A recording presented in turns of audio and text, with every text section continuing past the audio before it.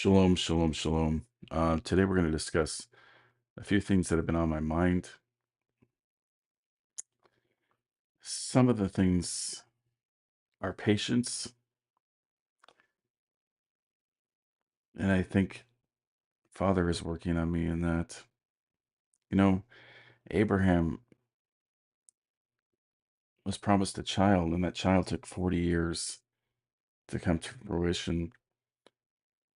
Israel spent, depending on which translation, uh, historical document you rely upon, either 215 or 430 years in Egypt. But either way, it was enough time for people to live and die. And in the book of Hebrews, and that's where we're going to go next, recently I had a gift from a great friend that gave me this after I had lost some dogs. He gave me some new dogs. And I strongly stand against the system, the vaccination, going to the doctor, all of that. We should seek cures first from Yahweh, and second from his creation. And this goes for our animals too. If I don't believe in putting heavy metals in my body that lead to things down the line, why would I put them in the animal's body? So I didn't. And they got sick and they died. Now, if I had caught it sooner, I could have possibly helped them recover, because what this disease does is it strips the lining of all of the good bacteria.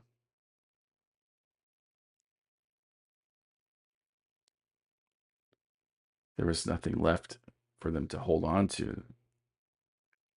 But what I saw, what I sensed, lined up with my feeling that the author of Hebrews incorrectly interpreted this passage in Psalm 16:10. For you will not forsake my soul to Sheol. You will not give your Holy One over to corruption. See, the author, whom was writing of David, was saying that he will not die before his time. He will not be forsaken to Sheol. His body will not see the corruption of death. Because once the Ruach, the breath of Yahweh, leaves your body or the animal's body, it's instant. Like, as soon as I saw the dog's body, I knew it was dead. There was no question. None at all. Not just from the dog not moving, not responding.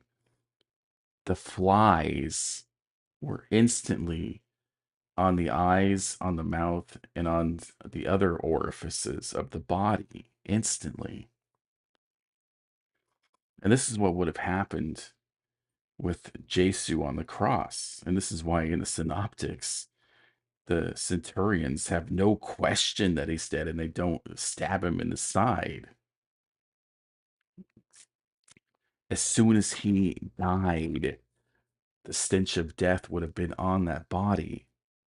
And anyone who's been around livestock, or even like in the field of battle, where like in a summer day or in the desert where your comrade dies, they're dead. It happens instantly. That stench of death, the corruption of death.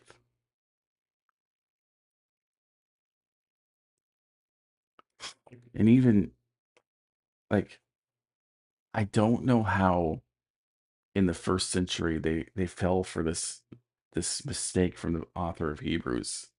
They weren't protected from death then, but today I understand it. Most of you will live in the city. Most of you, like, when a loved one dies, you're not exposed to it. You're protected from it. The stench of death does not ever touch your nostrils.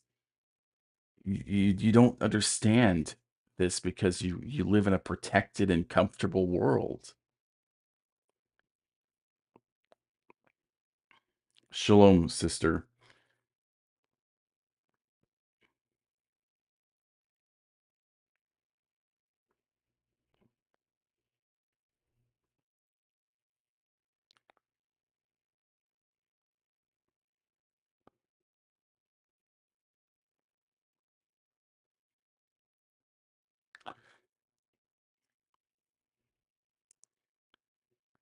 So, how do we know that his body was given over to corruption? Well, the New Testament also tells you this.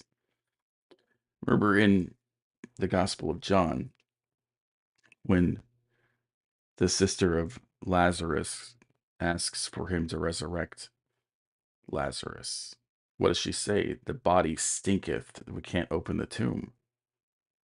Which is also why in the New Testament, the the women, and this is something that would never have happened. If you look at Jewish culture, even in the first century, they never would have had women visiting the tomb of a man.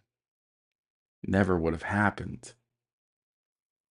But what were they doing? They were taking perfume to the tomb to cover his body, to cover the stench of death.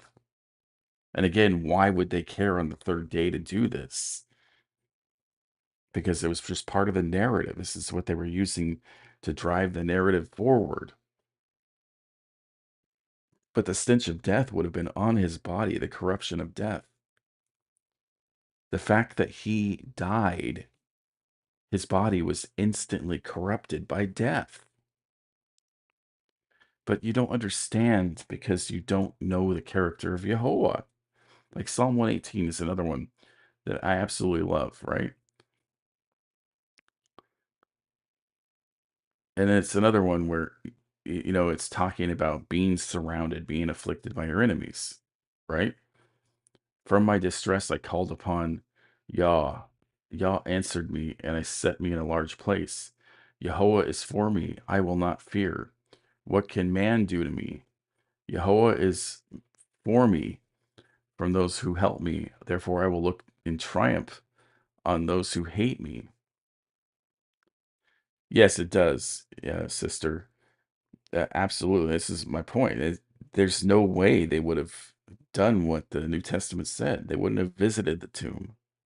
It would have made them unclean.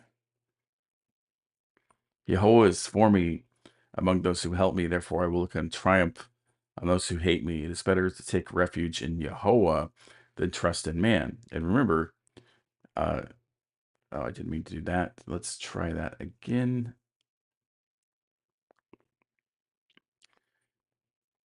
The New Testament admits he is a man, but now you are seeking to kill me, a man. That's Jesus speaking, calling himself a man. Acts 2:22. This is Peter. Men of Israel, listen to these words. Yesu, the Nazarene, a man. A man. And it says it again in the next verse as well. This man, delivered over by a predetermined plan and the foreknowledge of God, which is utter nonsense, you nailed to a cross by the hands of lawless men and put him to death. If it's the foreknowledge of God, then they're obeying the law of God. How are they lawless? You see, the New Testament gets itself repeatedly into these circular logical flaws. Like, let's go back to Psalm 118 now. So, if he was truly distressed, why didn't he just call upon Yah? Like the New Testament mocks him in saying, like, why isn't Yah delivering you from death? Yehovah is for me. I will not fear. What can man do to me? Yehovah is for me among those who help me. Therefore, I will look in triumph on those who hate me. It is better to take refuge in Yehovah than to trust in a man. It is better to take refuge in Yehovah than to trust in nobles. All the nations surrounded me, In the name of Yahweh, I will surely cut them off. They surrounded me, indeed. They surround me. In the name of Yahweh, I will surely cut them off. They surround me like bees. They were extinguished as fire of thorns. In the name of Yahweh, I will surely cut them off. You pushed me down violently to make me fall, but Yahweh helped me. Yah is my strength and song, and he has become my salvation. The sound of joyful shouting and salvation is in the tents of the righteous, and the right hand of Yahweh does valiantly. One of the things I've seen with these confused Christians is, they say, look at the right hand, that's him. No, it's not. This is a Hebraic idea, right?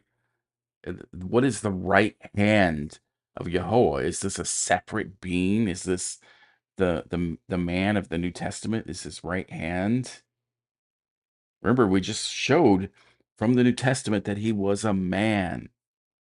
So you're making flesh and blood the right hand of Yah? Thus says Yahweh, cursed is the man who trusts in mankind, makes flesh his strength, or arm, or right hand. This is all the same Hebraic idea that the right hand is the source of strength. So you're making a man the source of strength for Yahweh. The right hand of Yahweh is exalted. The right hand of Yahweh does valiantly. So what is it talking about? His strength. The strength of Yahweh is exalted. The strength of Yahweh does valiantly. I will not die. Indeed, I will live. There you go.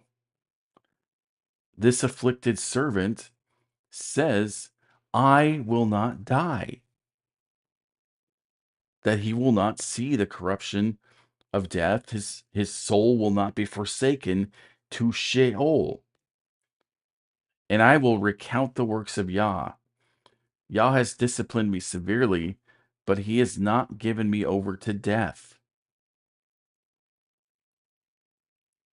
This is the character of Yahweh. He will discipline you. He will afflict you severely, but he will not give his afflicted one, his son, over to death. Look at Isaiah 53:10, and then we'll go to the next chapter. But Yahweh is pleased to crush him, putting him to grief. If you would place his soul as a guilt offering, and this is not a great translation of that passage.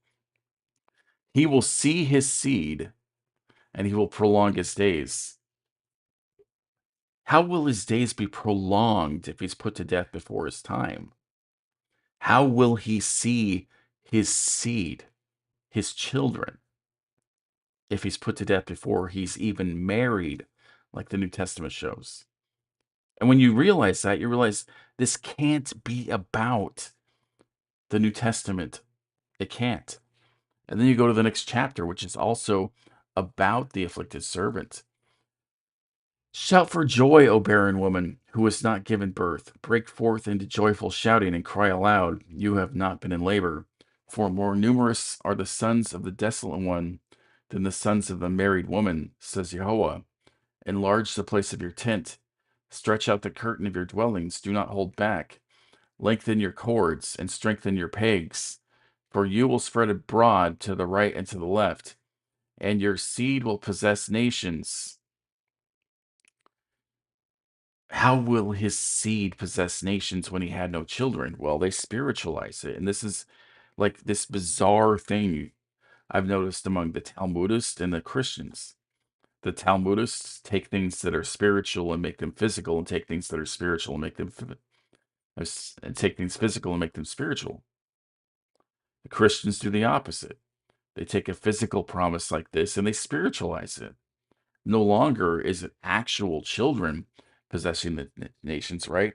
But those that are born again in his name. That's not what it's saying. And the only way they can fulfill it is by doing what they do, by changing the context. and they will resettle desolate cities. Do not be afraid, for you will not be put to shame, and do not feel dishonored, for you will not be humiliated.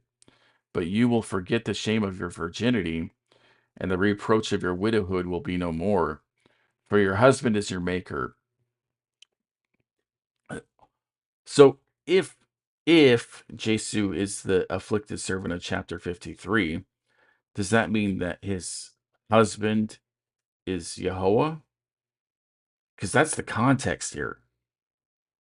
Whose name is Yahweh of hosts, and your Redeemer is the Holy One of Israel, who is called the God of all the earth. For Yahweh has called you like a wife forsaken, grieved in spirit, even like a wife of one's youth when she is rejected.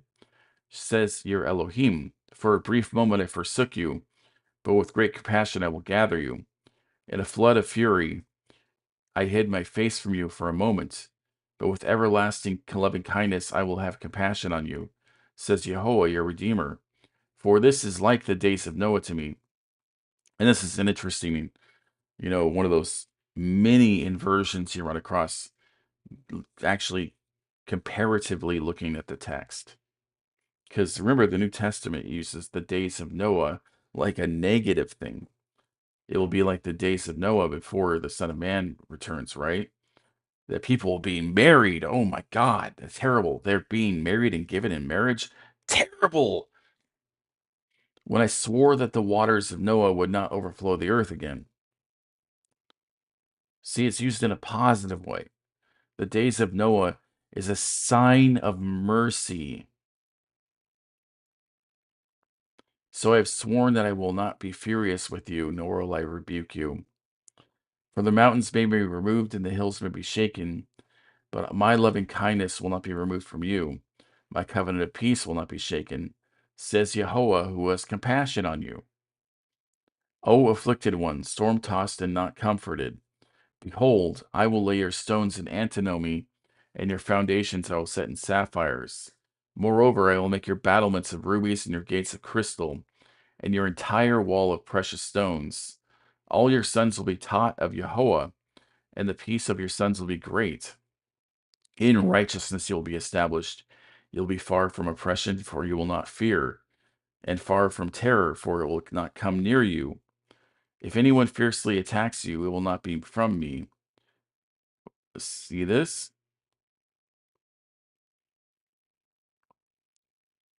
See what the New Testament claimed? Remember that? That it was foreordained by God that he be attacked?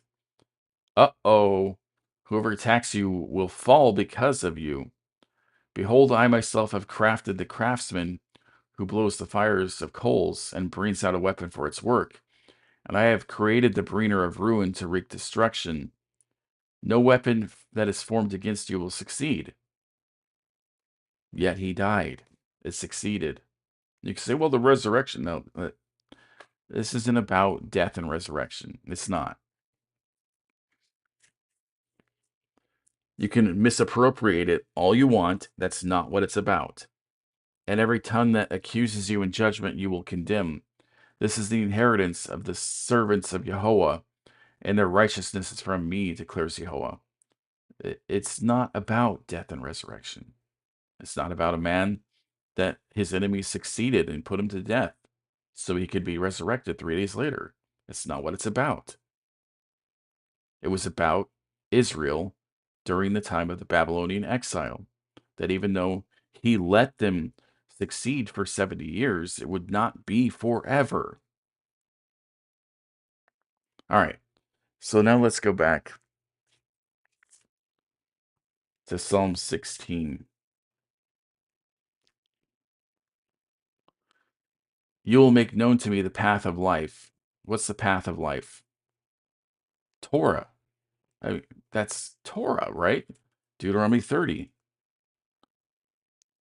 verse 15. See, I have set today before you, sorry. See, I have set before you today life and prosperity and death and calamity. In that I am commanding you today to love Yahweh your Elohim, to walk in his ways, to keep his commandments, his statutes, his judgments, that you may live and multiply, and that Yahweh your Elohim may bless you in the land where you are entering to possess it. See, the whole promise is that we have children, that in the land we are prospered. It's not spiritual. It's not about going to the Shamayim. It's not about the wicked being tormented eternally after death.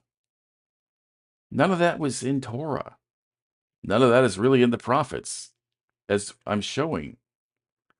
In your presence is the fullness of joy. In your right hand are the pleasures forever. Oh, not the right hand again. See, I must be wrong. The right hand is a person. No, it's not. It's about his strength. In your strength, there are pleasures forever.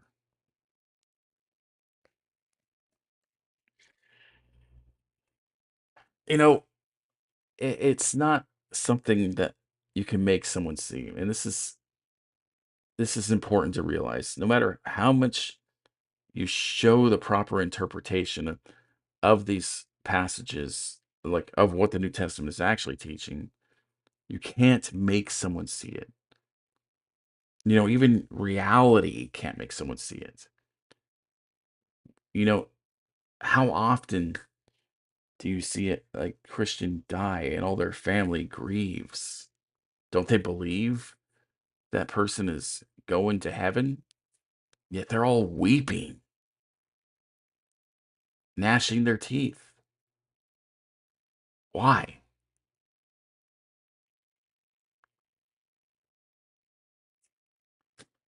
Because they know in the logical center of their brain that what they believe doesn't match reality. This is why every Christian I've run across relies so heavily on testimony. When I was a Mormon, this is something we practiced every week. Go up front and bear your testimony. And then, I left Mormonism. I studied all religions for a while, got myself into some things I shouldn't have. Then I reread Torah, thinking I'd convert to Judaism. And reading Torah saved my soul. But I still had Christian precepts in my mind, and I thought the only answer is faith in this man, right? Believe in the human sacrifice of the New Testament. So I did. But my shame and guilt never went away. So I relied on testimony. I listened to people who claimed to have died and gone to heaven or hell, and they explained these things, right?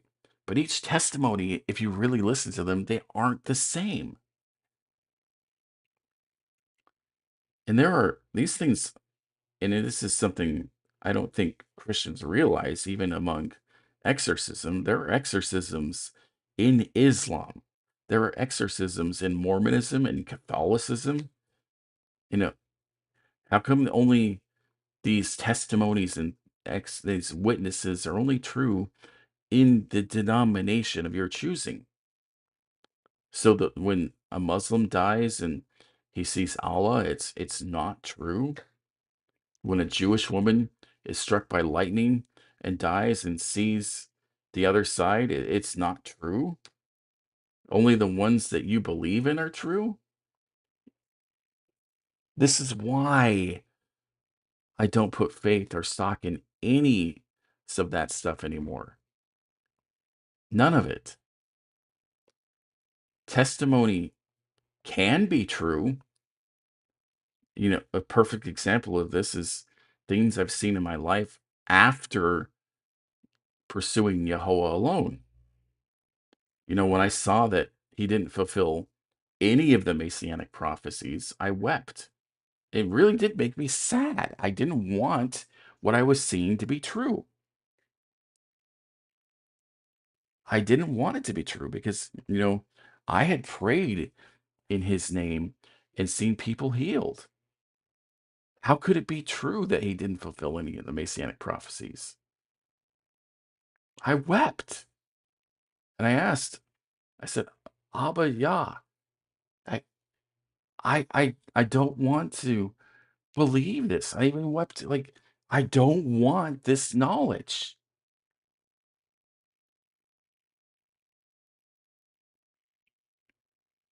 I don't want it. And I opened up my Bible app where it lets you select what book to choose from. And I said, I closed my eyes and I said, Father, I'll let my hand be guided by you.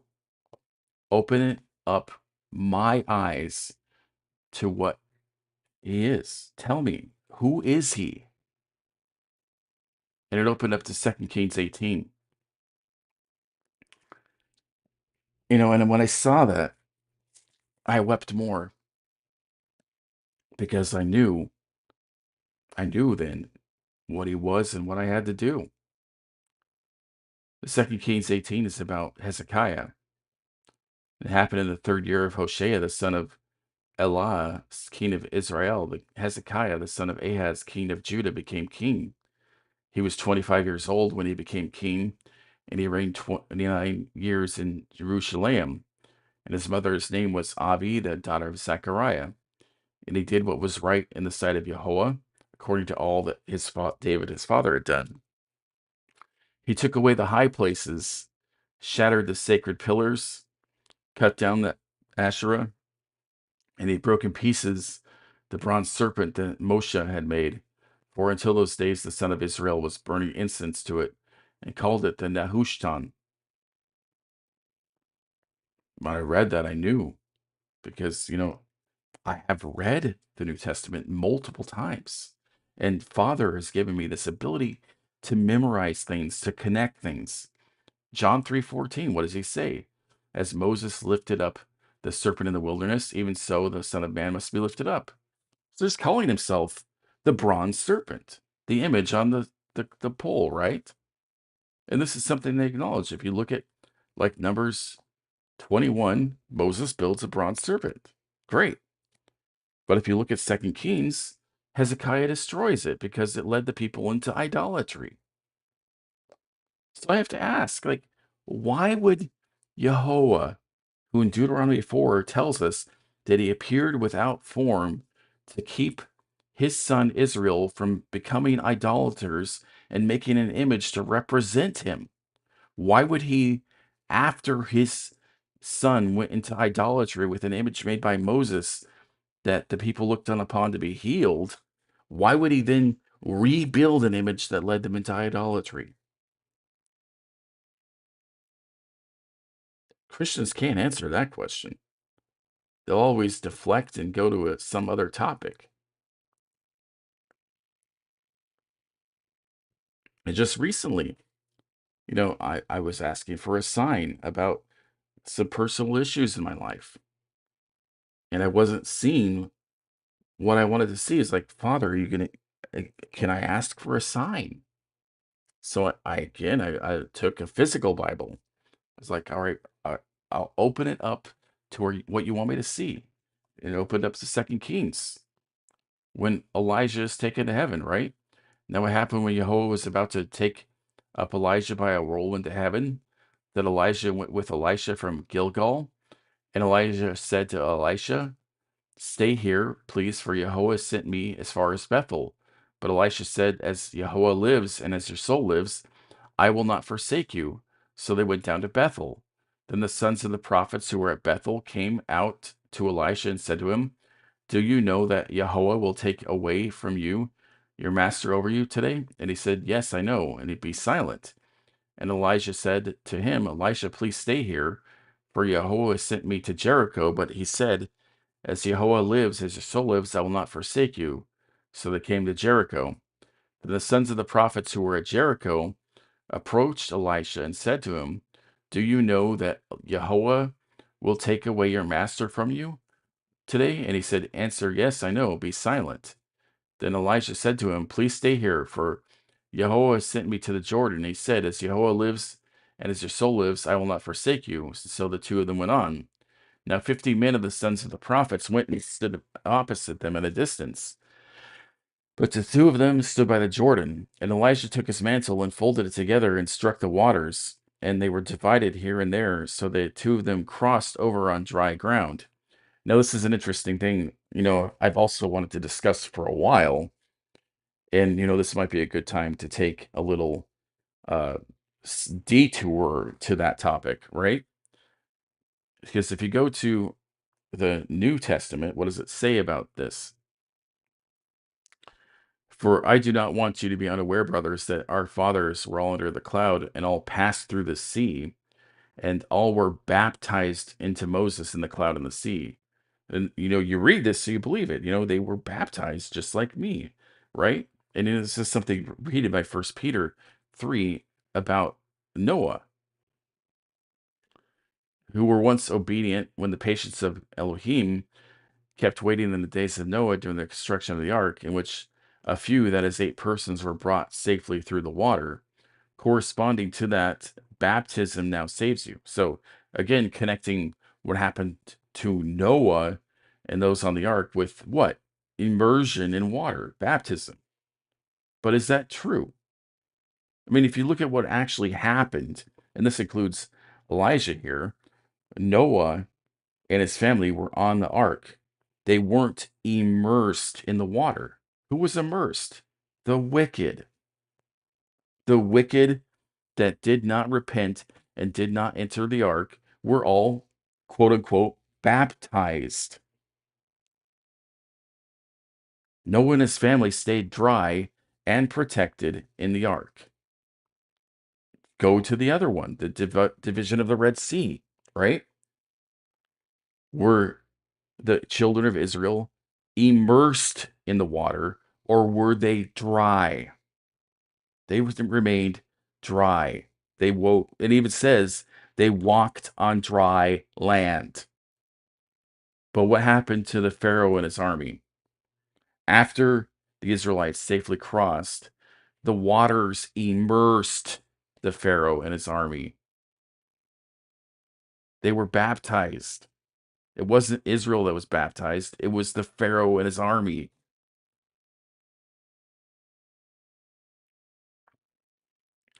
Now it happened when they crossed over that Elijah said to Elisha, "Ask what I shall do for you before I am taken from you." And Elisha said, "Please let a double portion of your spirit be upon me." And he said, "You have asked a hard thing. Nevertheless, if you see me when I am taken from you, it shall be so for you. But if not, it shall not be so." As they were going along and talking, behold, there appeared a chariot of fire and horses, and it separated the two of them. And Elijah went up by a whirlwind to heaven. So you see, like, here I was asking for a sign in regards to this personal thing. I asked for him to open up the Bible to show me, can I ask for a sign? Here, Elisha asks for a sign and he sees a sign, right? So, like, okay, I can ask for a sign, but maybe I'm asking for the wrong thing or asking in the wrong way. Maybe I'm not being patient. Getting back to that.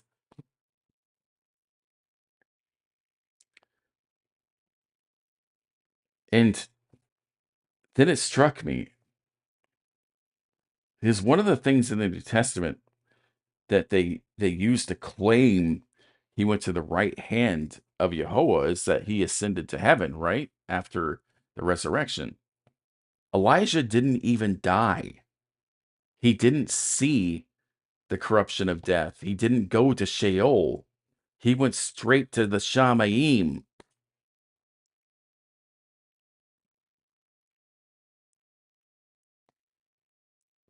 And that's really fascinating, isn't it? Here they're talking about how great he is because he conquered death and then ascended to the right hand of the Father. Well, Elijah ascended before him. Did Elijah die?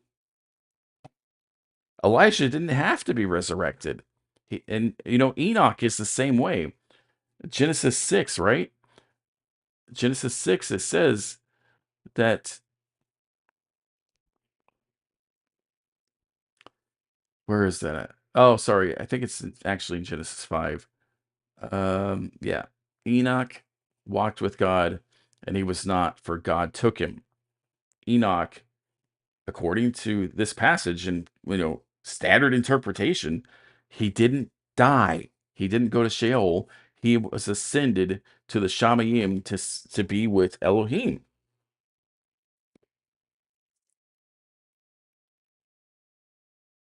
So you have two people that ascended before the New Testament Yeshua. So it doesn't even make what happened to him that special.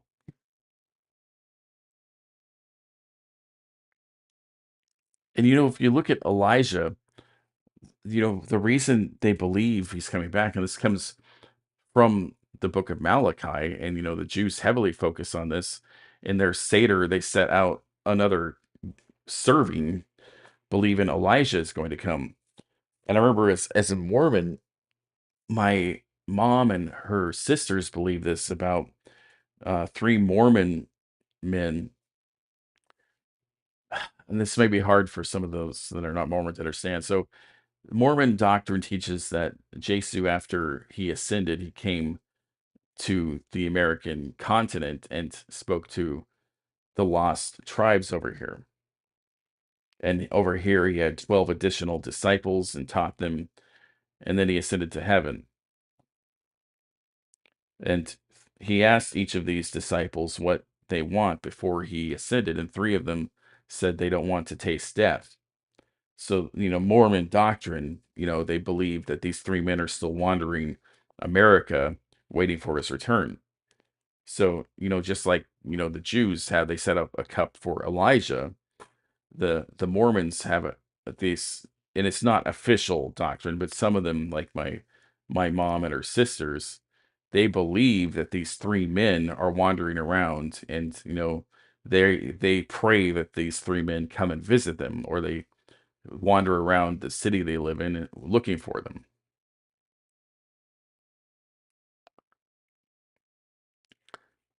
And this comes from the idea that Elijah ascended to Shamayim.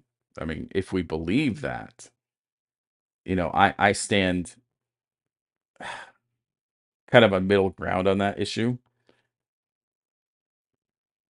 There are things that are problematic with that statement. So where does that come from? It comes from the book of Malachi. So first, let's go to Malachi 1. We've got to figure out who's been right to, right? And the oracle of the word of Yahweh to Israel by the hand of Malachi. Okay, so who is Malachi?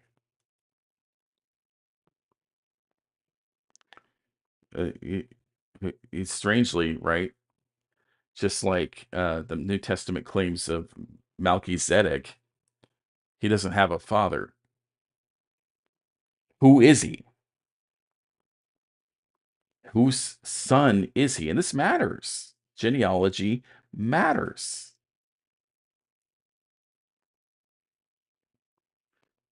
So, what is the message here, right?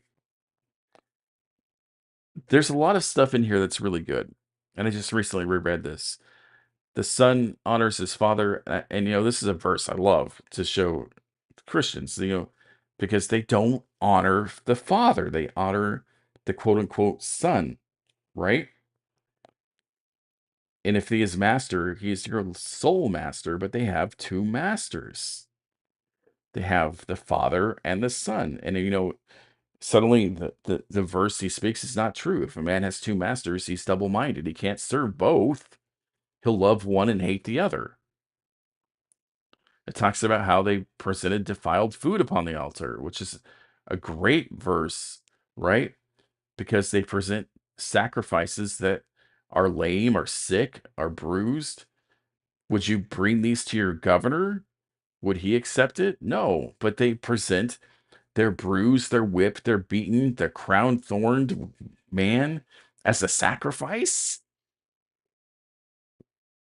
Beaten so badly he's bleeding from every pore. That's an acceptable offering?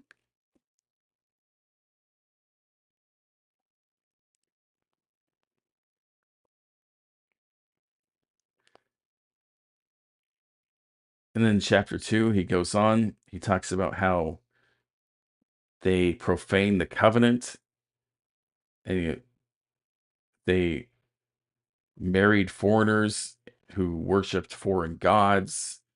They forsook their first wives. And he says, I hate divorce, right? And this is like one of the things that Messianics get caught up in. Like, well, look at God divorced Israel, right? Yes, but he says he hates divorce.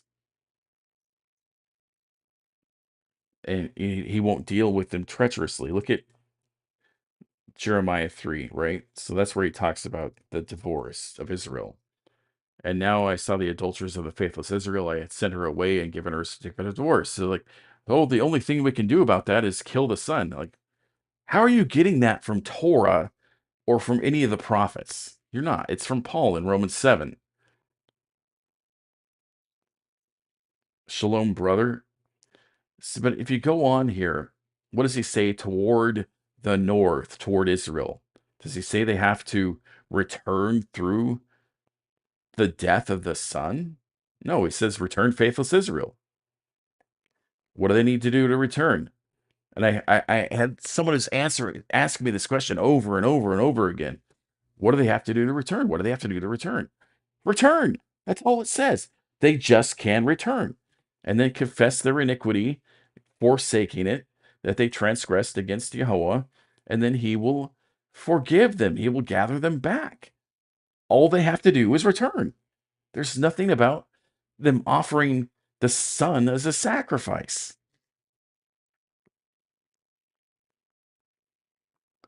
So then we get into chapter 3 of Malachi. Behold, I am going to send my messenger, and he will prepare the way for me. And they claim this is about Johann, the immerser. But what does he do? What is this messenger doing? And the Lord whom you seek will suddenly come to his temple, and the messenger of the covenant whom you delight. Behold, he is coming, says Jehovah of hosts. But who can endure the day of his coming? For who can stand when he appears? For he is like a smelter's fire and a fuller's soap. As he will sit as a smelter and purifier of silver, and he will purify the sons of Levi, meaning that the Levitical covenant is not set aside, Levitical priesthood is not set aside, and Levitical sacrifices are not set aside during the coming of the day of Yahweh. Refine them like gold and silver so that they may present to Yahweh offerings in righteousness. Then the offering of Judah and Jerusalem will be pleasing to Yahweh, as in the Ancient of Days and the former years. Then I will draw near to you for judgment, and it will be a swift witness against the sorcerers and against the adulterers, and against those who swear falsely, and against those who oppress the wage earner in his wages, and the widow, and the orphan, and those who turn aside the sojourner, and do not fear me, says Jehovah of hosts. For I, Jehovah of hosts, do not change. Therefore, O sons of Jacob will now be Gentiles. No, it's not what it says. They won't be consumed. The promise to Jacob does not change. It doesn't suddenly become a Gentile who's a son of Jacob. From the days of your fathers, you have turned aside from my statutes and have not kept them. Return to me. Again, like that's all it says. Return to me. It doesn't say, oh, you have to put faith in my dead and rising son. No. But you say, how shall we return? Will a man rob God? Yet are you robbing me? But you say, how have we robbed you? In tithes and contributions. You are cursed with a curse. You are robbing me, the whole nation of you.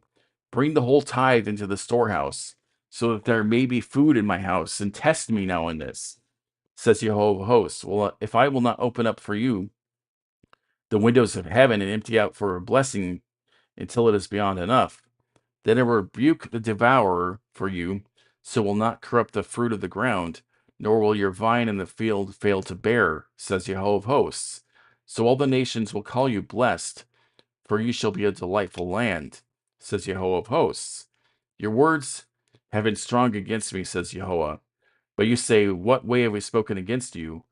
You have said it is worthless to serve Elohim. And what gain is there that we have kept his charge and we have walked in the morning before Jehovah of hosts?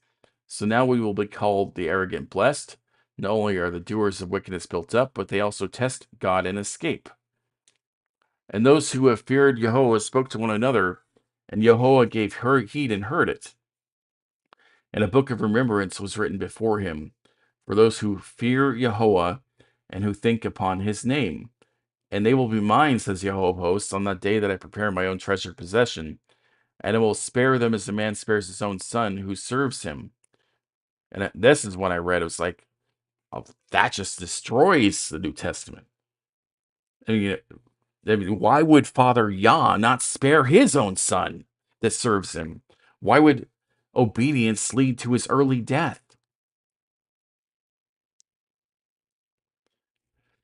So you will return and see the distinction between the righteous and the wicked, between the one who serves Elohim and the one who does not serve him. And this is what we see. We see that those who return, those who want to serve him, you can see the distinction between those who are truly pursuing the righteousness of Yah, the obedience of Yah, and those that are truly wicked in their hearts. Between the one who serves Elohim Yahweh and the one who does not.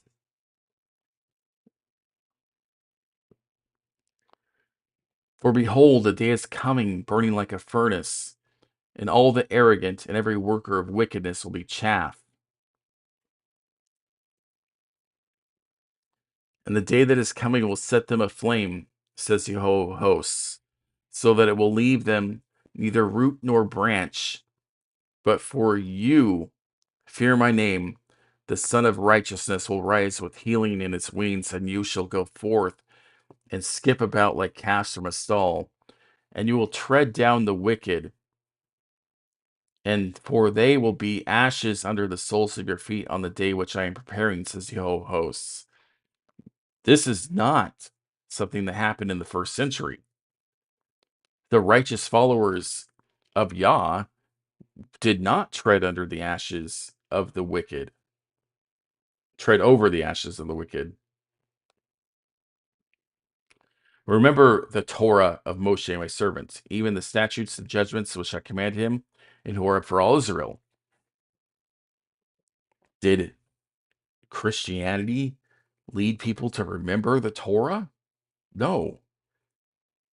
And of course, behold, I am going to send you Elijah the prophet before the coming of the great and awesome day of Yahweh. So they say, John the Immerser is Elijah, right? In the Synoptics.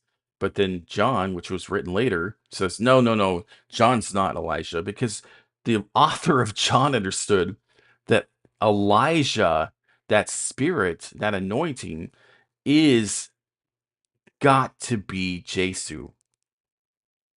It has to be in order for the prophecies to be true. This is also why John, and look at the next verse here, and he will turn the hearts of the fathers to their children, and the hearts of the children to their fathers, lest I come and strike the land, devoting it to destruction.